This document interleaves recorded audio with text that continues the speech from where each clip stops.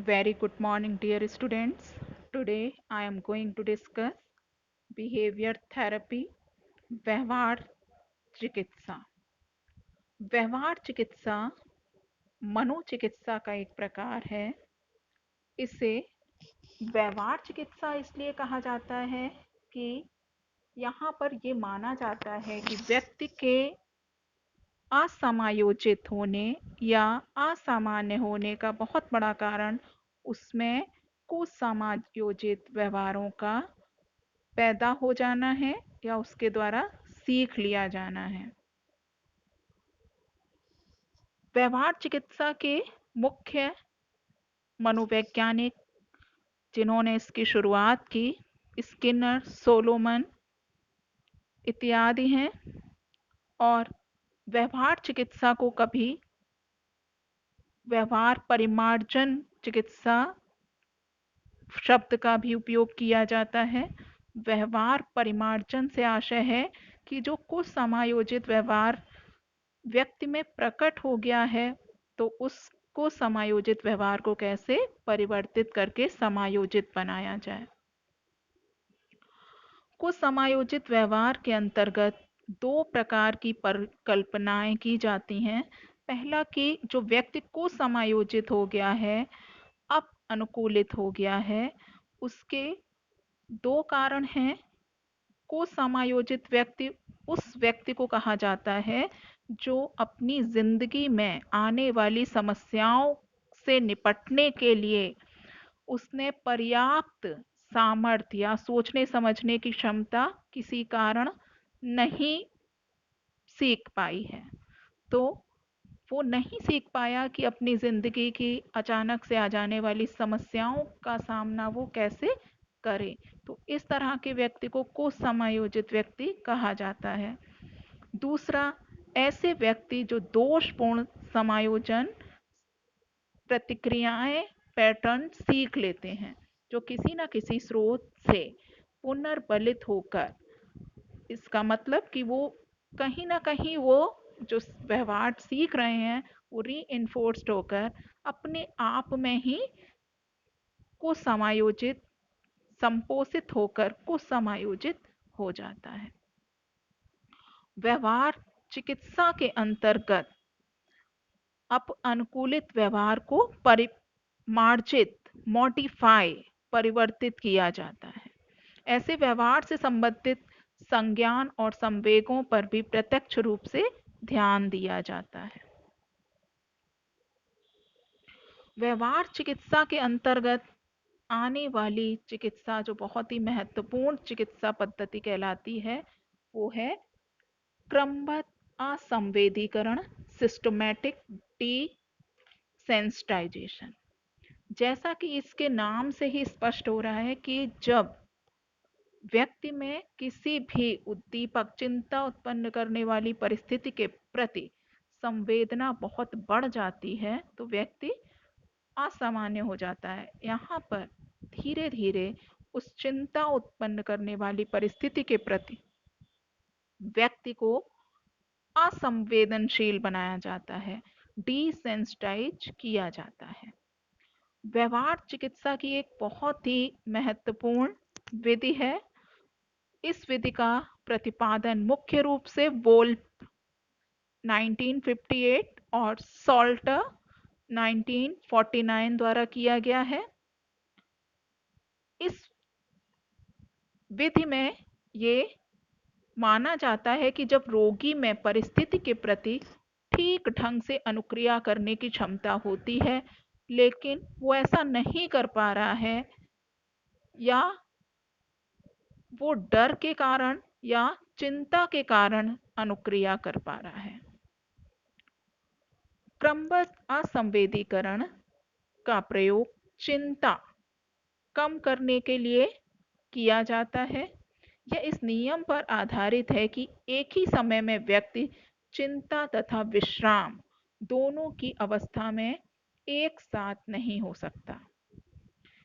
इस विधि में रोगी को पहले विश्राम की अवस्था में लाने का प्रशिक्षण या ट्रेनिंग दी जाती है और जब व्यक्ति इस विश्राम, रिलैक्सेशन, रिलैक्स्ड अवस्था में होता है, तब उसमें चिंता उत्पन्न करने वाले उद्दीपकों को बढ़ते क्रम में या घटते क्रम में दिया जाता है। मुख्य रूप से बढ़ते क्रम का प्रयोग किया जाता है। सबसे पहले कम चिंता उत्पन्न करने वाली परिस्थिति दी जाती है, फिर उससे अधिक और फिर उससे अधिक, और अंत में रोगी चिंता उत्पन्न करने वाली उद्दीपक के प्रति असंवेदित हो जाता है, क्योंकि रोगी विश्राम की अवस्था में ग्रहण करने की अनुमति प्राप्त कर चुका होता है।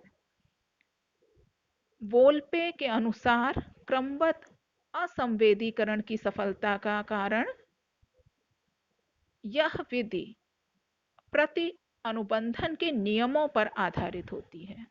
अतः यहाँ पर चिंता की स्थान पर विश्राम का प्रतिस्थापन प्रति अनुबंधन होता है।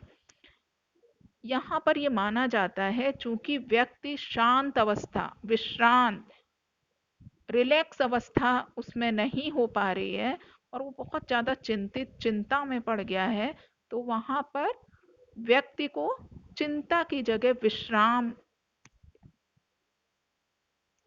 में लाया जाता है। वोल्पे ने इस विधि के कई चरण बताए हैं। पहला चरण उन्होंने कहा है रिलैक्सेशन ट्रेनिंग का। रिलैक्सेशन ट्रेनिंग, जो व्यक्ति बहुत ज़्यादा इम्पल्सिव हो चुका है, आवेगी हो चुका है, उसमें चिंता का स्तर, तनाव का स्तर बहुत बढ़ चुका है, तो वहाँ पर सबसे पहले जो चरण में कहा जाता है, क्रमबद्ध असंवेदीकरण का जो पहला चरण है वो है रिलैक्सेशन ट्रेनिंग, विश्राम प्रशिक्षण। विश्राम प्रशिक्षण के अंतर्गत ये पूरा प्रशिक्षण 5 से 6 सेशंस में किया जाता है। यहाँ पर विश्राम देने की वैसे तो बहुत सारी टेक्निक्स हैं, लेकिन जैकबसन टेक्निक का यूज बहुत ज़्यादा किया जाता है। यहाँ पर मांस, जब व्यक्ति बहुत ज़्यादा चिंता में होता है तो उसकी मसल्स, मांसपेशियां बहुत ज़्यादा टाइट हो जाती हैं, उनमें तनाव हो जाता है, टेंस हो जाती हैं। तो वहाँ पर जो जैकबसन थेरेपी है, रिलैक्सेशन टेक्निक है, उसके थ्रू बॉडी के विभिन्न पार्ट, विभिन्न भागों में एक एक करके उसको रिलैक्स कराया जाता है। रोगी का ध्यान उसके शरीर के विभिन्न भागों पर दिला करके धीरे धीरे मसल्स को रिलैक्स, तनाव को कम किया जाता है, मसल्स नरम हो जाती हैं और इस तरह से रोगी को मानसिक और दैहिक रूप से आराम करने का प्रशिक्षण दिया जाता है। कभी कभी विश्राम का प्रशिक्षण देने के लिए हिप्नोसिस और कभी कभी ड्रग्स, औषधियों, मेडिटेशन का प्रयोग भी किया जाता है। तो इस तरह से जो रोगी बहुत ज़्यादा जब चिंता में आ जाता है तो उसको रिलैक्स, सबसे पहले वोल्पे थेरेपी में रिलैक्स करना सिखाया जाता है। दूसरा एक बहुत बहुत ही महत्वपूर्ण चरण है चिंता के विभिन्न सोपान का निर्माण, construction of hierarchy of N anxiety.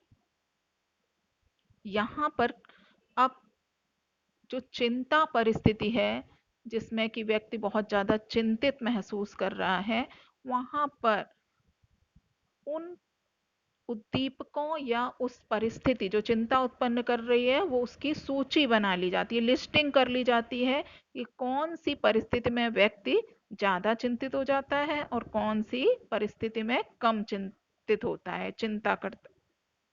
और इसको एक असेंडिंग ऑर्डर, कम से ज़्यादा की ओर बनाते हुए पूरी विधि की जाती है। इस विधि को सुव्यवस्थित कर लिया जाता है। सबसे कम चिंता उत्पन्न करने वाले उद्दीपक को सबसे नीचे और सबसे अधिक चिंता उत्पन्न करने वाले उद्दीपक और परिस्थिति को सबसे ऊपर रखा जाता है। इसी तरह क्रमिक रूप से एक के बाद एक करते हुए सबसे अधिक चिंता उत्पन्न करने वाले उद्दीपक या परिस्थिति को सबसे ऊपर रखा जाता है। जैसे कोई एक फोबिया के ऊपर के रोगी के ऊपर इसका प्रयोग किया गया है पूरी विधि का। यहाँ पर एक केस का अध्ययन किया गया। इस केस के अनुसार एक बच्ची जो अपनी मौसी और अपनी माँ के साथ एक पहाड़ी स्थान पर पिकनिक के लिए जाती है। उसकी माँ और मौसी रास्ते में कुछ आगे निकल जाती हैं, लेकिन वो बच्ची पीछे रह जाती है और अचानक पहाड़ी से उसका पैर फिसल जाता है और वो गिर जाती है। जिस स्थान पर वो गिर जाती है वहां पर एक झरना, वाटरफॉल गिर रहा होता है और उस बच्ची के मस्तिष्क पर वो पानी गिरता है। शाम तक उसकी माँ और मौसी उसको घूमते हुए ढूंढते रहते हैं, लेकिन वो नहीं मिलती। और शाम को, देर शाम को वो बच्ची उनको वहां मिलती है। और उसके बाद से, उस घटना के बाद से उस बच्ची में फोबिया के लक्षण उत्पन्न हो जाते हैं। हाइड्रोफोबिया, हाइड्रोफोबिया मीन्स पानी से उसको बहुत ज्यादा डर पैदा होने के लक्षण विकसित हो गए थे। यहाँ पर उस चिकित्सा को, व्यवहार चिकित्सा में क्रमबद्ध असंवेदीकरण चिकित्सा को प्रयोग किया गया और इसका बहुत ही महत्वपूर्ण परिवर्तन यहाँ दिखाई दिया उस बच्ची के ऊपर। इस चिकित्सा की कार्यविधि, प्रोसीजर, तीसरा बहुत ही मुख्य इसका पार्ट है, भाग है। असंवेदीकरण की प्रक्रिया में दो अवस्थाओं के बाद शुरू की जाती है। पहले सबसे रिलैक्स कराना सिखाया जाता है व्यक्ति को, कि जो उसमें चिंता उत्पन्न करने वाली परिस्थिति के प्रति बहुत ज्यादा चिंतित होने के बाद जो उसमें तनाव की स्थिति पैदा हो गई है, उससे उसको रिलैक्स करा देते हैं। फिर उसके बाद दूसरे चरण में क्रमबद्ध सूची तैयार कर लेते हैं चिंता उत्पन्न करने वाली प्रक्रियाओं की। इसके बाद असंवेदीकरण की कार्यविधि के अंतर्गत इस अवस्था में रोगी को की आंख बंद करके उसको आराम से कुर्सी पर बिठा दिया जाता है और चिकित्सक सबसे पहले एक ऐसी परिस्थिति का वर्णन करता है और रोगी को यह निर्देश देता है कि वह इन परिस्थितियों की कल्पना करे और अपने को पूर्ण विश्राम की स्थिति में भी रखे, जैसा कि उसने विश्राम प्रशिक्षण के दौरान सीखा था। अब यहाँ पर पहले चरण में सिर्फ व्यक्ति को चिंता उत्पन्न करने वाली परिस्थिति की कल्पना करने के लिए कहा जाता है, वास्तविक परिस्थिति उत्पन्न नहीं की जाती है। अब यहाँ पर जो हाइड्रोफोबिया की रोगी थी उसको ये कहा जाता है कि वो अपनी आंख बंद करे और आंख बंद करने के बाद वहां पर किसी नदी की परिकल्पना करे कि वहां पर पानी बह रहा है और वह इस परिस्थिति की कल्पना को करना सीख जाती है और उसे कोई धीरे धीरे आगे के स्टेप्स में, चरण में उसको चिंता पहले की तुलना में कम हो जाती है। रोगी यदि तटस्थ उद्दीपक के बाद भी शांत रहता है तो उसके सामने रोगी द्वारा बताए गए चिंता उत्पन्न करने वाले उद्दीपक परिस्थिति की सूची में सबसे कम चिंता उत्पन्न करने वाली परिस्थिति या उद्दीपक का वर्णन किया जाता है। यहाँ पर उस जो बच्ची है जिसको चिंता उत्पन्न की गई है उसको इतना ज्यादा हाइड्रोफोबिया हो गया कि वो बच्ची पानी से बहुत ज्यादा डरती थी। यहाँ तक कि उसको नहाना नहीं चाहती थी, नहाने में पानी का इस्तेमाल होने पर बहुत ज्यादा वो डर जाती थी। नदी को देखने पर वो बेहोश हो जाती थी। तो इस तरह के हाइड्रोफोबिया के लक्षण उसमें विकसित हो गए थे।